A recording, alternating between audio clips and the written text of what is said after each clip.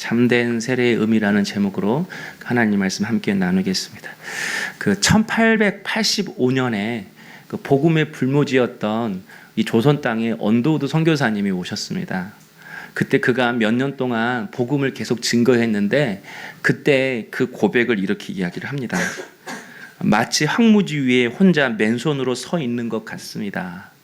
마치 혼자 황무지 위에 맨손으로 서 있는 것 같습니다. 절망이죠. 어둠이죠. 아무것도 할 수 없는, 열심히 해도 바뀌지 않는 그런 상황 속에서 낙심하는 그런 언더우드 선교사의 모습을 보게 됩니다. 그런데 그런 황무지와 같은 그 땅에 복음이 들어갔잖아요. 1907년에는 평양 장대현 교회에서부터 시작된 이 평양 대부흥이 온 나라 가운데 퍼졌어요. 성령의 불길, 복음의 불길이 퍼져나가서 하나님을 믿는 성도가 생기고 교회가 생겨나기 시작했습니다. 이 고린도도 마찬가지입니다. 영적으로 타락하고 복음의 불모지였던 고린도에 교회가 세워졌습니다. 제가 말했잖아요. 고린도는 항구가 2개여서 굉장히 풍요로운 도시이지만 그만큼 사치가 심하고 방탕한 도시라는 거. 게다가 고린도 사람 같다라는 이 말은 음란하다 이 말처럼 굉장히 음란한 도시였다라는 거. 신을 섬기는 신전 안에도 1000명에 넘는 창기가 있어서 합법적으로 매운 매출을 했다라는 거. 그리고 그곳에서 사도 바울이 처음 복음을 전했을 때 유대인들의 굉장한 반대가 있었습니다. 그런데 그곳에서 하나님의 음성을 듣고 사도 바울이 복음을 증거했습니다. 결국 고린도 교회가 생겨났는데 이 고린도 교회는 어떤 교회보다도 은혜가 풍성하고 은사가 풍성한 교회였어요. 하나님의 축복으로 놀라운 부흥의 역사가 난 교회가 이런 고린도 교회였다라는 것입니다. 그러니까 여러분, 다른 교회보다 사도 바울에게 있어서 가장 남다른 도시가 이 고린도고 그 교회가 고린도 교회라는 것입니다. 그런데 그렇게 자기가, 우리 알잖아요. 고린도에 있을 때 바울이 무슨 서약했다고요? 나시린의 서약을 했잖아요. 죄를 멀리하고 머리를 자르지 않고 포도주를 먹지 않을지언정 석회수로 빵을 먹으면서 1년 6개월 동안 그렇게 섬겼던 곳이 고린도였습니다. 그러니까 얼마나 남다른 애정이 있겠어요. 그런데 3차 전도 여행 도중에 예배소에서 사역을 하고 있을 때 소식이 들립니다. 고린도 교회의 소식을 듣게 되었어요. 근데 그 소식이 뭐였죠? 교회에 분쟁이 있다는 소식을 들었어요. 11절에 보니까 내 형제들아, 근로의 지편으로 너희에 대한 말이 내게 들리느니 곧 너희 가운데 분쟁이 있다라는 것이다. 10절에도 분쟁이 나오고요. 11절에도 분쟁이 나오는데 10절의 분쟁의 그 의미는 서로 이렇게 생각이 나눠졌다 이런 뜻이고요. 그리고 그 다음 11절에 나오는 이 분쟁은 서로 생각이 나눠졌을 뿐만 아니라 다투기까지 했다 그런 뜻입니다. 같이 쓰여진 이 분쟁이 서로 헬라어로 좀 달라요. 그러니까 12절에 보니까 교회 안에 바울파, 아볼로파, 게바파, 그리스도파가 있었던 거예요. 교회 안에 파벌이 생긴 거예요. 참 교회가 하나 되기 어렵습니다. 여러분, 우리는 하나 될 수 있을까요? 네. 제가 어떻게 우리가 하나 될 수 있을까 이런 고민을 이번 주에 하게 됐던 이유가 사실 배 목사님하고 저하고 이런 일이 있었어요. 주일날 이합주 오후에 제가 잠깐 말씀드려도 괜찮나요? 양원열 집사님이 예배 전에 저한테 이렇게 오셔서 이렇게 정중하게 말씀을 주시는 거예요. 목사님, 봉고차에 조기 갖다 놨습니다. 그래서 예, 그러셨어요 라고 생각했습니다. 그래서 속으로 생각했어요. 아니, 오늘 성도들 점심 식사를 다 대접했는데 뭐 또 조기 선물을 또 봉고차에 갖다 놨을까, 그런 생각을 하고 오후 되면 교회 봉고차 빼서 가지고 가야겠다 그런 생각을 했어요. 그런데 깜빡 잊은 거예요. 그래서 그 다음 날이 됐어요. 다음 날이 되니까 갑자기 생각이 난 거예요. 양 집사님이 조기를 봉고차에 갖다 놨다고 했는데 그거 상했으면 어쩔까 이런 생각이 들어서 점심 때 부랴부랴 배 목사님한테 전화를 했어요. 그래서 배 목사님한테, 목사님, 양 집사님이 봉고차에다가 조기 갖다 놓은 거 아세요? 그랬더니 예, 목사님 저 들었습니다 그러는 거예요. 순간, 아니, 봉고차에 조기가 있으면, 본인이 들었으면 아니 냉장고에 넣어놓든지 나한테 주든지 처리를 해야지. 아니 그냥 듣고만 있다고 그 조기를 그 봉고차에 더운 날 뒤쪽에 놔뒀다는 것이 순간 이해가 안 되는 거예요. 그래서 아이고 이 무심한 분아, 조기 상하려면 어떻게 하냐. 얼른 목사님 확인하고 저한테 말씀해 주세요. 저도 인사를 드려야 될 거 아니에요. 그랬더니 목사님이 연락이 안 와요. 더 화가 나는 거예요. 아니 내가 전화를 했는데 얼른 가서 어떻게 그걸 처리를 해든지 상했든지 안 상했든지 말을 해야 되는지. 속으로 그냥 배 목사님 먹으라고 해야겠다 그런 생각을 했는데 계속 1시간, 2시간의 전화도 연락이 없는 거예요. 그래서 우리 와이프가 이제 사모님한테 전화를 했어요. 이선아 사모님한테. 사모야, 조기 사건이 도대체 뭐냐? 그러니까요, 제가 확인해보고 다시 전화 드릴게요라고 해서 이제 배 목사님이랑 통화를 했어요. 그래서 목사님 차에 조기 있는 거 확인했습니다. 교회에다 갖다 놓겠습니다. 그러는 거예요. 그래서 제가 그냥 냉장고에 넣어놔야지. 그러니까 배 목사님, 그런 목사님 혹시 설마 먹는 조기를 생각하십니까? 알고 보니까 장례식에 설치해놓은 교회 조기를 양은재 목사님이 차에다 갖다 놓은 건데, 저는 양 집사님이 또 진중한 분이시잖아요. 오셔서 조기 갖다 놨습니다. 그래가지고 그래서 이제 배 목사님 먹는 조기 아니라 교회 조기예요. 교회 조기. 난 또 그 순간에도 조기인데 무슨 교회 조기가 따로 있을까? 상표가 교회 조기일까? 그랬더니 장례식에 꽂아 놓는 조기라는 거예요. 그래서 배 목사님이 숨을 껄떡껄떡 하면서 그러는 거예요. 속으로 그랬다잖아요. 목사님 교회에 조기가 왜 상한다고 하실까?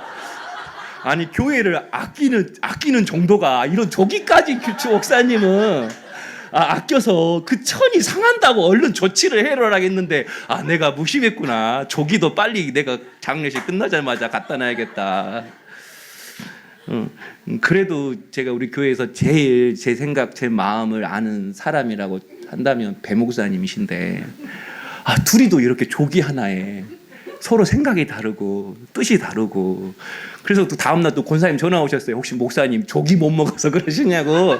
조기 좋아하시냐고. 조기는 좋아하지만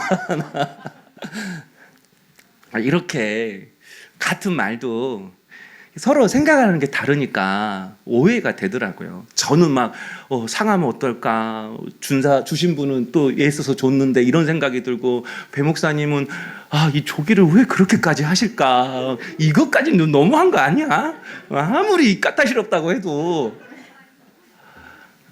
그러면서 이제 이 일이 해결이 됐습니다. 우리가 이런 상황 속에서 함께 신앙생활을 하는 것입니다. 같은 말이라도 또 뜻이 다를 수가 있고요. 또 무심코 한 행동이 저 사람 나를 무시하나 이런 생각이 들 수가 있고요. 여러분, 그럴 때 참 우리가 어떻게 해야 되나 고민이 됩니다. 우리 모두가 다 한 성격 하는데 어떻게 우리가 함께 주님의 몸된 교회를 이뤄가야 될까, 이 말씀을 준비하면서 그렇게 생각을 했어요. 이제 그렇다면 본론으로 한번 가겠습니다. 고린도 교회 분쟁이 났는데 그 단초가 무엇이었는가? 여러 가지 이유가 있겠죠.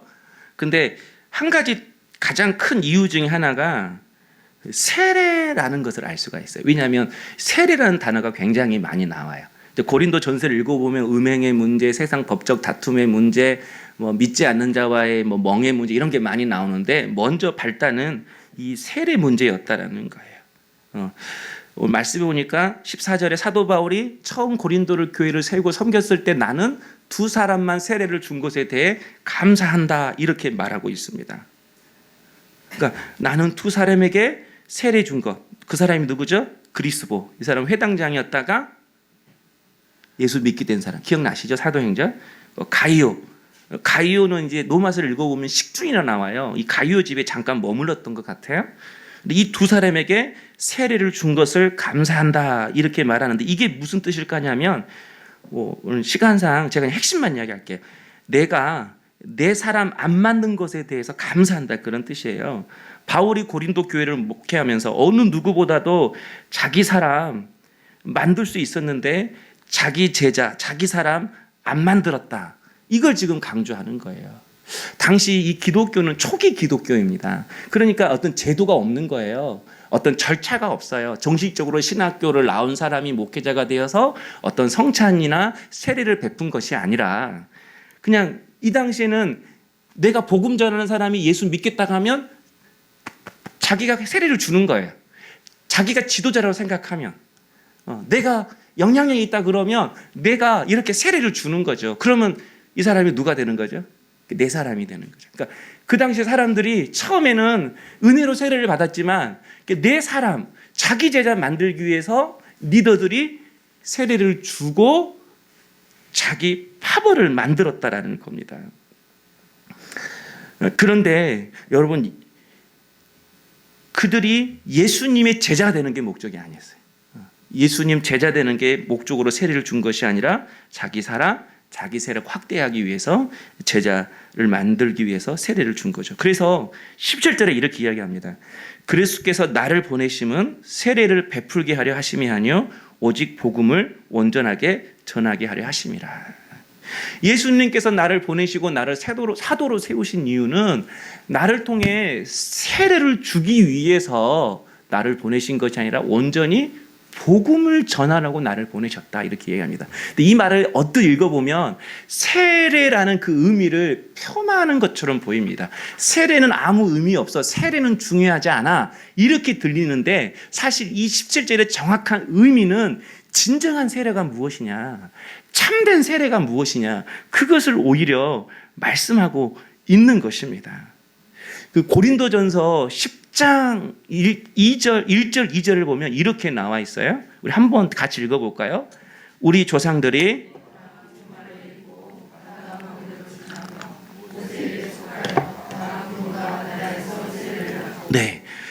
이 사도 바울이 이스라엘 백성들이 400년 동안 애굽이라는 강대국에 의해서 노예 생활을 했잖아요.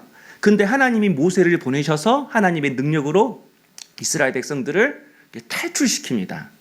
그리고 그들이 어디를 건너요? 홍해를 건넙니다. 그 홍해를 건너서 광야로 간 이 홍해를 건넌 사건을 뭐라고 설명하고 있어요? 구름과 바다에서 세례를 받고, 그러니까 이스라엘 백성들이 홍해를 건넌 것으로 이 세례의 의미를 말씀하고 있다라는 거예요. 여러분 한번 보세요. 이스라엘 백성들이 애굽을 탈출했습니다. 그런데 뒤에 바로의 군대가 쫓아와요.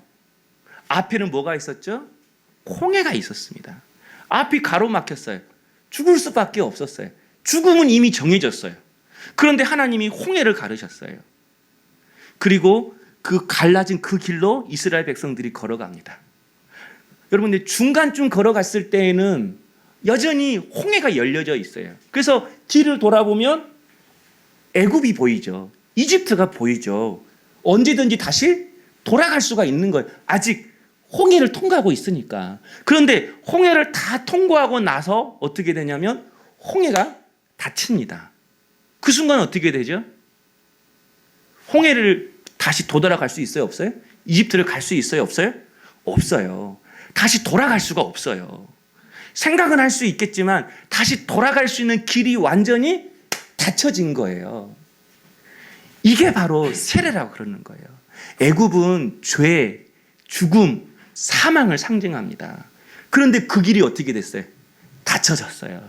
더 이상 이집트로 갈 길이 없어요. 돌아갈 수도 없어요. 이제 우리에게 남겨진 것은 광야길, 순례자가 걸어갈 광야길, 믿음의 길, 가나안 땅으로 가는 찬성을 향하는 그 길밖에 없는 거예요. 이게 세례라는 거예요. 세례라는 것은 더 이상 애굽으로 돌아갈 마음을 끊어내고 찬성을 향하여 주님과 동행하며 걸어가기로 결단하는 것, 그것이 세례인 거예요. 다시 죄된 옛생활로 돌아가지 않고 주님을 따라 믿음의 삶을 살겠다라고 결단하는 것, 그것이 세례예요. 그런 고백이 있는 자에게 세례를 주는 것이죠. 그게 진정한 세례라는 것입니다. 어떤 분이 예수님을 믿었어요. 그런데 은혜를 받고 삶 속에서 끊어내야 할 것들을 한 가지씩 두 가지씩 끊어내기 시작했어요. 청산하기 시작했어요. 그런데 어느 날 주보에 보니까 성탄절날 세례식이 있다는 광고가 있었어요. 그래서 세례 신청을 했는데 세례식을 앞두고 이분이 부르심을 받고 천국에 갔어요. 반면에 어떤 분은 교회에 오자마자 예수를 믿고 또 그날 세례 신청이 있어서 신청을 하고 바로 세례를 받았어요. 그러나 이 사람이 비록 세례를 받았지만 시간만 나면 틈틈이 이집트를 기웃거리고 이집트로 돌아가려고 하고 이집트로 몰래 밤에 갔다가 다시 돌아오고 그러다가 하나님이 부르심을 받고 천국에 갔어요.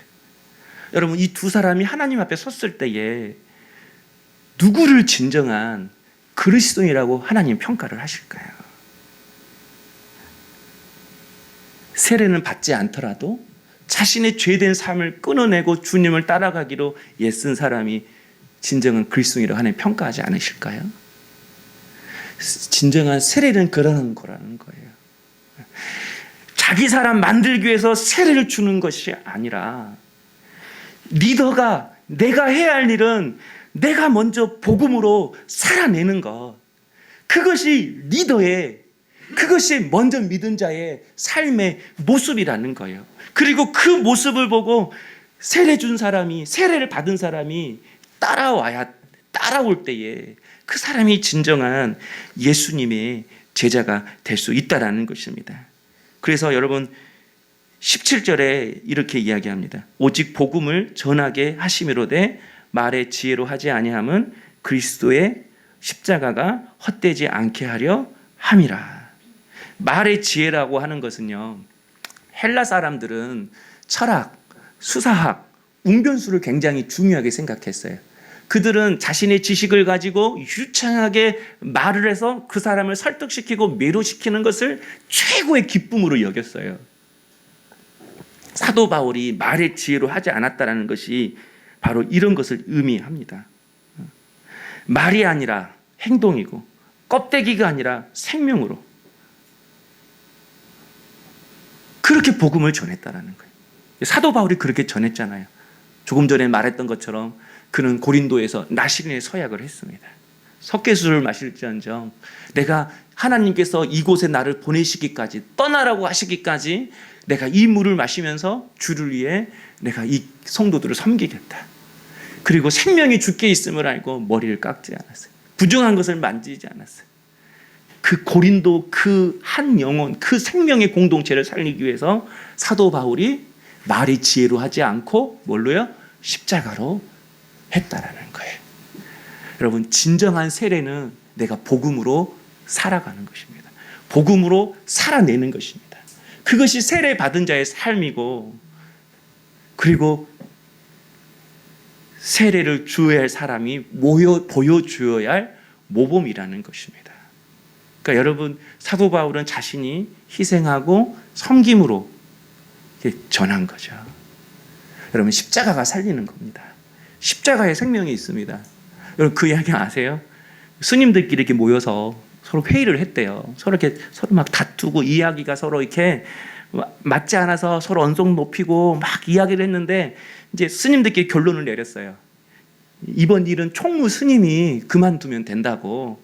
그런데 이제 누가 총무 스님한테 가서 그만두라고 말을 할 것인가? 다들 말 못하고 있는 거예요. 그때 한 스님이 이렇게 얘기했다잖아요. 그럼 제가 십자가 지겠습니다. 스님도 십자가의 의미를 알아요. 내가 먼저 하는 거죠. 내가 먼저 그 길을 걸어가는 거예요. 여러분, 교회가 하나 되는 방법, 여러분 가정이 하나 되는 방법은요, 내가 먼저 복음으로 살아가는 것입니다. 말의 지혜로 하면 얼마나 똑똑한 사람 많아요. 얼마나 잘하는 사람 많아요. 그러나 우리 알잖아요. 거기는 생명이 없다라는 것을. 거기는 아픔, 다툼, 상처만 있다라는 것을. 그러나 여러분, 복음으로 전하면, 십자가로 전하면, 생명으로 전하면, 희생으로 전하면 거기에 생명이 있고 역사가 나타날 줄로 믿습니다. 여러분, 우리 한번 말해볼까요? 제가 십자가 지겠습니다. 제가 십자가 지겠습니다. 스님도 이 의미를 아는데 우리는 더더욱 이 의미를 알아야 되잖아요. 십자가를 내가 모른다라는 것은 여러분 버스 운전수가 버스를 운전 못하는 것과도 마찬가지인 거예요. 십자가의 의미를 모른다라는 것은 수영 선수가 나 수영 못해요, 그거랑 마찬가지인 거예요. 십자가가 생명이고 오직 복음만이 생명입니다. 복음으로 사는 것은 여러분 주님을 쫓는 삶이죠. 주님을 쫓는 삶. 그러니까 두 가지가 내 안에 부딪히는 거예요. 주님을 쫓을 때에 주님을 따라가려고 하는 마음이 하나 있겠고, 또 하나는 내가 원하는 방향으로 가려고 하는 게 있습니다. 어디가 생명인가요? 어디가 진리인가요? 어디에 회복이 있나요? 어디에 역사가 있나요? 어디에 열매가 있나요? 끝을 보자고요. 끝을. 당장 눈앞에 있는 거 보지 말고 끝을 보자고요. 끝이 진리고 생명이고 열매고 약속이면 여러분 그 길이 험하고 지름길이고 복잡한 그 길을 할지라도 그 길 걸어가는 게 복된 길 아니겠습니까? 그러기 위해서는 나를 꺾어야 돼요. 나를 꺾지 않고서는 절대로 복음으로 살 수가 없어요. 나를 꺾지 않고서는 절대로 십자가의 삶을 살아낼 수가 없어요. 나를 꺾지 않고서는, 나를 부인하지 않고서는 여러분 결국 그냥 내 인생 내가 주인 돼서 살아가는 것입니다. 여러분 다른 이제 교회에서 오셨잖아요. 또 처음 다시 믿으신 분도 있고. 제가 한 가지 고민이 있습니다. 우리가 여러 가지 교회로 옮기는 이유가 있겠지만, 만약 여러분이 저희 물된 동산교회 오셔서 이전보다도 복음의 삶을 내가 살아내고 있다면, 이전보다도 내가 나를 꺾고 나를 부인하면서 주님을 쫓으려는 그 삶을 살고 있다면 여러분 잘 오셨어요. 분명한 인도하심이 있습니다.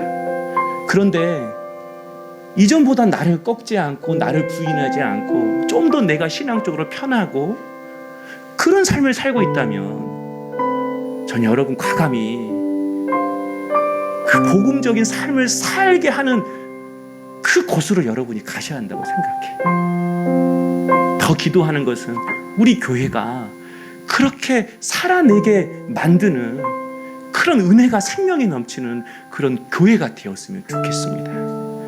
그러기 위해서는 우리가 먼저 복음으로 살아내는 것을 보여주는 거예요. 그것이 세례 베푸는 거예요. 우리가 그렇게 아름다운 삶, 아름다운 가정, 아름다운 교회 하나 되는 우리의 가정을 만들 수 있는 우리 복된 성도님 될 수 있기를 주의 이름으로 축원합니다.